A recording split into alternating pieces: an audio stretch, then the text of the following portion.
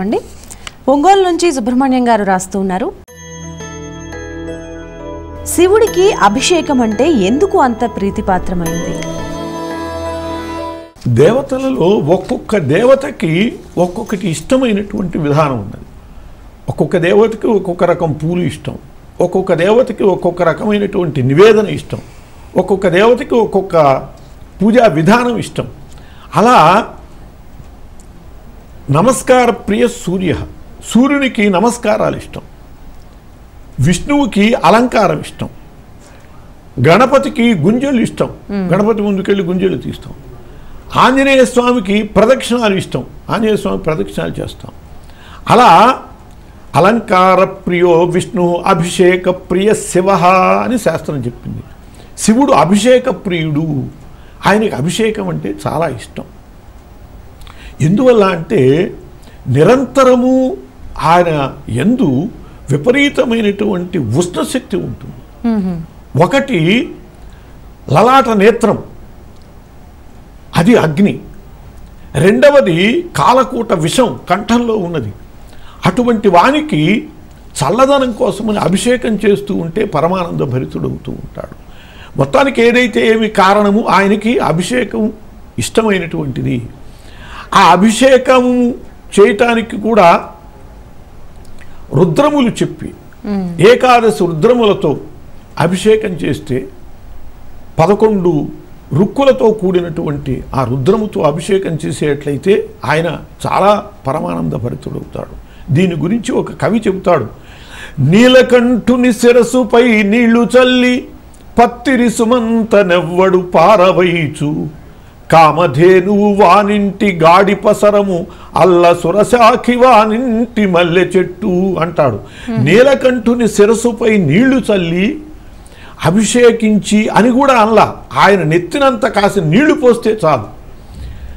కావాలని చేసినా అనుకోకుండా చేసినా కూడా కామధేనువు వాళ్ళ దొడ్లో పశువులాగా కట్టేసుకున్నట్లేట. అంటే ఏ కోరికలు కోరితే తీర్చేటటువంటిది కామధేను. అట్లాగే కల్పవృక్షాన్ని తీసుకొచ్చి దొడ్లో నాటుకున్నట్టేట. అలా పరమశివునికి అభిషేకం చేస్తే మనం కోరినటువంటి కోరికలన్నీ తీరుస్తాడు అని చెప్పి అద్భుతంగా చెప్పాడు ఆ కవి. మనము నమక చమకాలు మనకి రావే, అభిషేక విధానం అంతా తెలియదే అని కూడా అనుకోకర్లా. ఆయన నెత్తిన కాసి నీళ్లు పోస్తే చాలు పరమానంద భరితుడవుతాడు. శివరాత్రి సందర్భంలో మనము 4 జాములలో ఆ పరమశివునికి అభిషేకం చేసేటటువంటి విధానాన్ని తెలుసుకుంటాం. ఒక్కొక్క జాములో మొదటి జాములో పాలతో అభిషేకం చేయాలి ఆయనకి, రెండవ జాములో పెరుగుతో అభిషేకం చేయాలి, మూడవ జాములో నేతితో అభిషేకం చేయాలి, ఆవు నేతితో, 4వ జాములో తేనెతో అభిషేకం చేయాలి. ఇట్లా 4 జాముల్లో 4 విధాల అభిషేకాలు చేయటము శివరాత్రి వ్రతములో ఒక భాగం.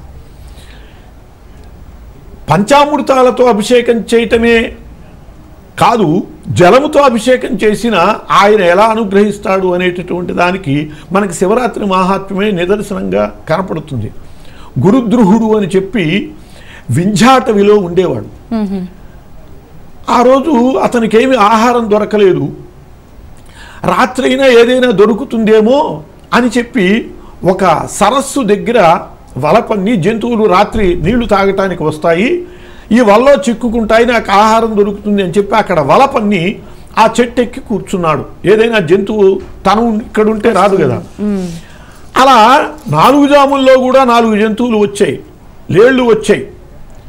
కానీ 4 జాముల్లో కూడా వాటిని అనుగ్రహించి వదిలేశాడు. ఏవో బతిమిలాడాయి, నా పిల్ల మొన్ననే పుట్టింది, దానికి పాలిచ్చి ఒక మాట చెప్పి వస్తాను అని ఇట్లా అనుమతి తీసుకుని 4 వెళ్ళిపోయాయి.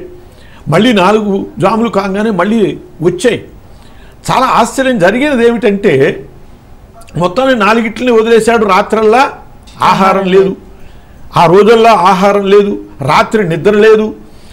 4 జాముల్లో కూడా ఆ లేడీ వచ్చినప్పుడు ఏం చేసేవాడంటే ఆ చెట్టు దిగి వచ్చేవాడు, దాంట్లో ఉచ్చులో చిక్కున్నదని చెప్పి. ఆ దిగి వచ్చేటప్పుడు వాడు నడుముకి కొమ్ము కట్టుకున్నాడు, ఆ కొమ్ము నిండా నీళ్లు ఉంటాయి. ఆ కొమ్ములో నీళ్లు కింద పడుతూ ఉండేవి దిగేటప్పుడు, ఎక్కేటప్పుడు. అలాగే ఆయన కాళ్ళకి చేతులకి తగిలి ఆ చెట్టునున్నటువంటి ఆకులు అవి కింద రాలుతూ ఉండేవి. అతడి అదృష్టవశాత్తు జరిగినది ఏమిటంటే ఆ చెట్టు కింద బ్రహ్మదేవుడు ప్రతిష్ఠించినటువంటి లింగం ఉన్నది.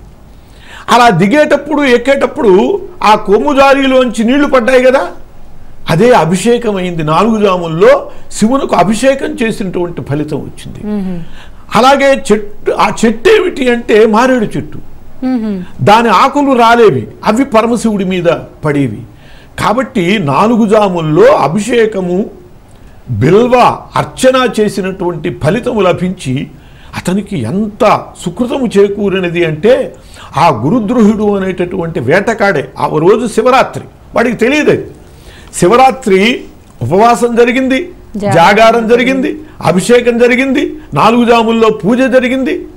దానివల్ల అనంతర జన్మలో గుహుడుగా పుట్టాడు. ఏ శ్రీరామచంద్రుని యొక్క అనుగ్రహానికి పాత్రుడై సీతాదేవికి తప్పితే మరొకరికి లభించినటువంటి కౌగిలి. మహర్షులంతా అడిగారు, అయ్యా ఒక్క మాట నిన్ను కౌగిలించుకోవాల్సి ఉన్నది, పుంసా మోహన రూపుడివి అంటే ఈ జన్మలో అటువంటి అవకాశం లేదు, వచ్చే జన్మలో ఇస్తానన్నాడు. ఆయనే కృష్ణుడిగా పుట్టి వాళ్ళందరూ మునులందరూ గోపికలుగా పుట్టారు.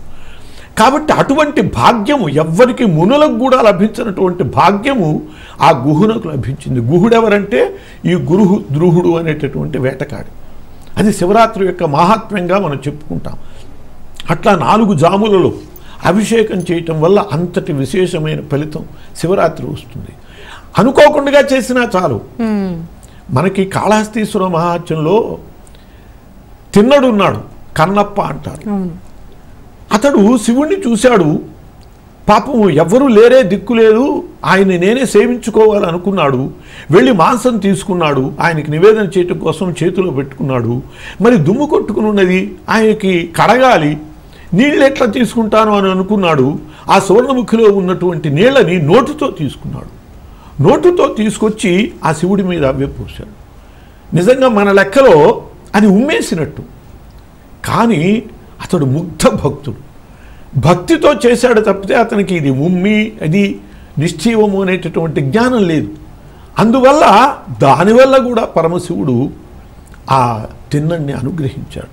కాబట్టి పరమశివుడికి అభిషేకం ఎంత ఇష్టము అంటే కావాలని చేసినా అనుకోకుండా చేసినా కూడా ఆయనకి అభిషేకం చేస్తే అంత పరమానంద భరితుడవుతాడు. కాబట్టి ఆయనకి అభిషేకం చేసి ఆయన యొక్క అనుగ్రహం పొందటానికి మనకి మంచి మార్గము పరమశివునికి ఇష్టమైనటువంటి అభిషేక విధానం.